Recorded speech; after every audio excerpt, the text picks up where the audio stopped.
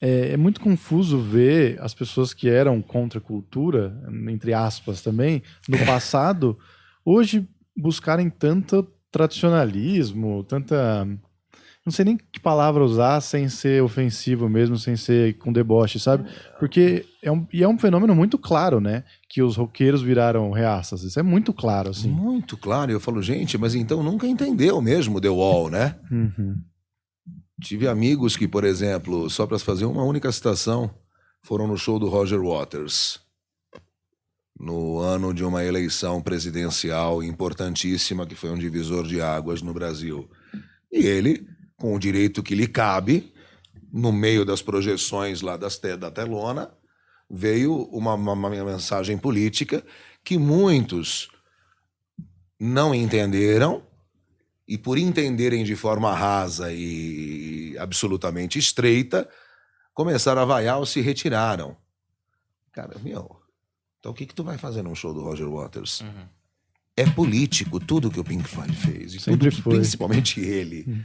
É engajado. Uhum. É como ir num show do Tom Morello, do Rage Against the Machine, que eu adoro. E eu me lembro também, numa outra eleição, eles estavam no SWU, num festival, numa fazenda em Itu, onde eu também já tinha ido numas raves.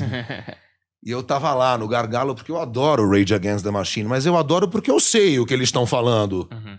Eu concordo com muito do que eles estão falando. Agora, se você vai, pode até não entender, porque você não é obrigado a entender a letra, você não é obrigado a ser engajado em nada, você pode só gostar da sonoridade. Agora, se indignar com uma postura coerente com aquilo que a banda defende e fala nas suas letras, caralho, é uma burrice sem tamanho, não vá. Né? Não vá. Vá ver, sei lá eu, qualquer outra coisa.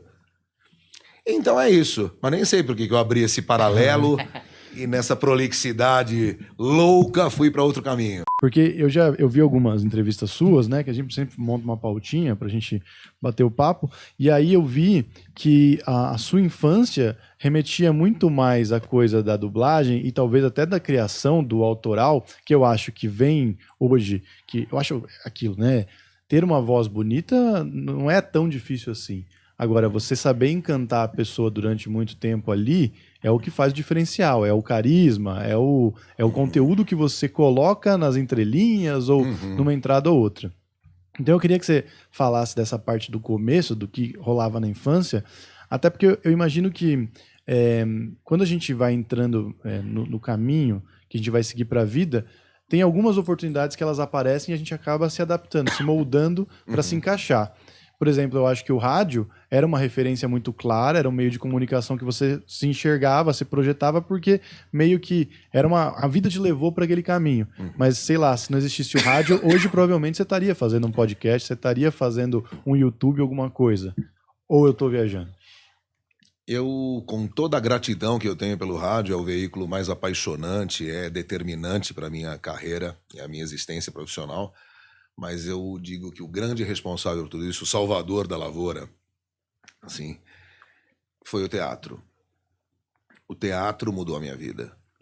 Porque eu era o garoto gordinho esquisito que ia com a camisa de rock, que sentava no fundo da classe do Marquês de São Vicente.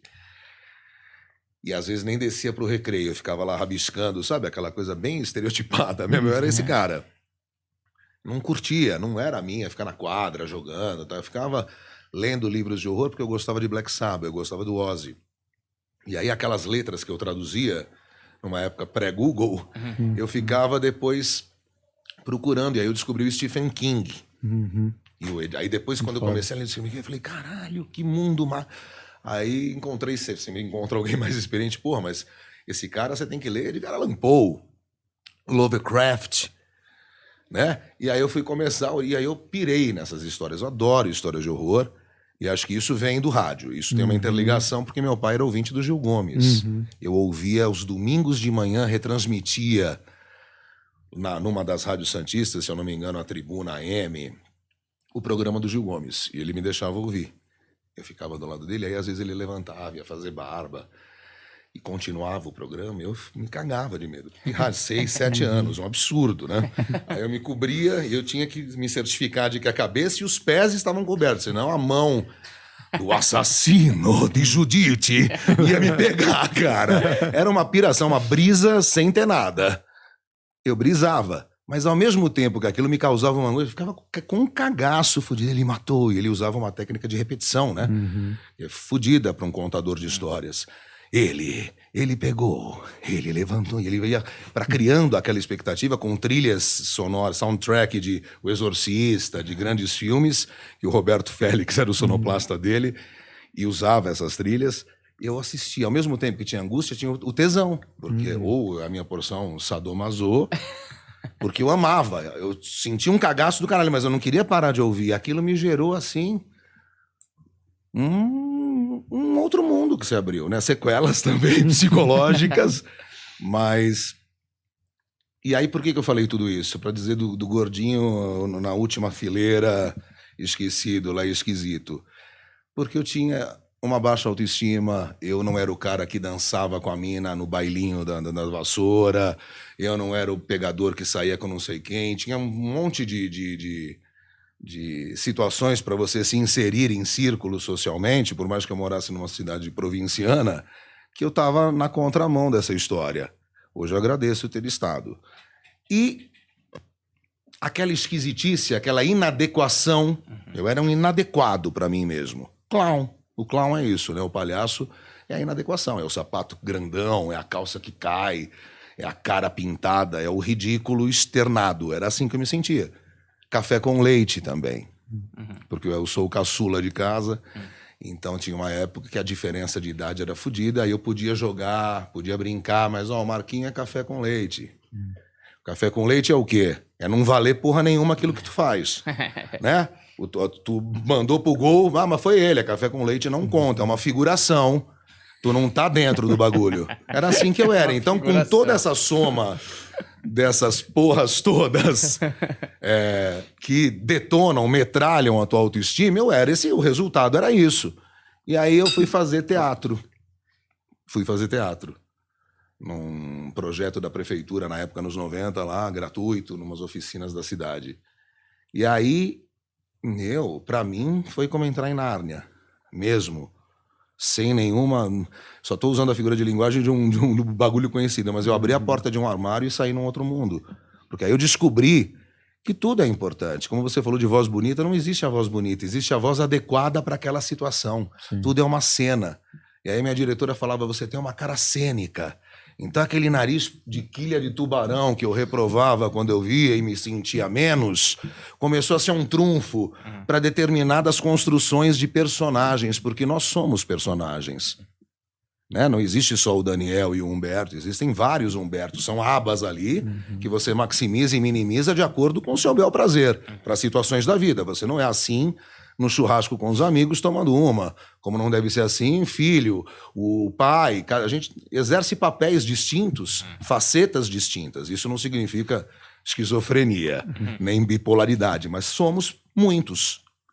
E aí eu descobri que eu tinha vários Marcos com muito talento ali, e aí isso me soltou. Aí eu descambei, pirei e fui. E aí eu acreditava. Eu chegava para um teste, eu fazia assim, não me dava nervosismo, de tremer, de ver a gente assim, segurando folha. Caralho, encarnou. Eu sou esse cara agora. Não é mais a Suzana Vieira. É a personagem dela da novela. Ela esquece os valores, os medos, as timidez de toda uma vida e passa a ser a outra. E aí eu fui isso, exercendo esses personagens, como o Titio é um personagem. Agora isso pode soar. Ah, mas então você é fake. Não, são personagens que fazem parte de mim. É que eu mostro um pedaço aqui, que é para isso que ele se adequa, eu mostro um pedaço ali. Só que a minha autenticidade, as minhas crenças, os valores que eu acredito são os mesmos. Mas o teatro me libertou.